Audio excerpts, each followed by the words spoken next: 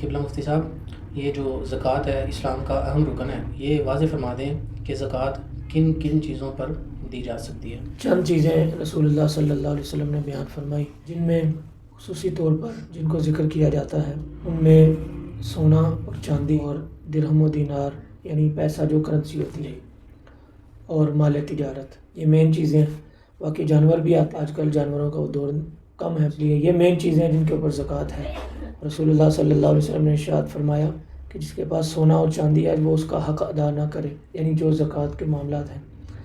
قیامت والے دن اس کے لیے عذاب کی صورت میں یوں بنے گا کہ جیسے لوہے کو داغا جاتا ہے کوئی چیز بنانے کے لیے، جو بھی چیز بنانی، ایسے ہی انسان کی پیشانی کے اوپر، پیٹھ کے اوپر، کمر کے اوپر قیامت والے دن مارا جائے گا۔ عرض کیا رسول اللہ یہ کب تک ہوگا؟ فرمایا 50,000 سال کا جو دن ہوگا مسلسل جاری رہے گا، ابھی جنت دوزخ کا فیصلہ جو ہے وہ بعد کا ہے۔ جی، اس لیے یہ صراحت میں رسول اللہ صلی اللہ علیہ وسلم نے ارشاد فرمایا۔ تو ایک بات تو یہ ہے، سونا چاندی بے شک کاروبار کے لیے رکھا ہو یا ویسے رکھا، زکوٰۃ اس پہ ہے۔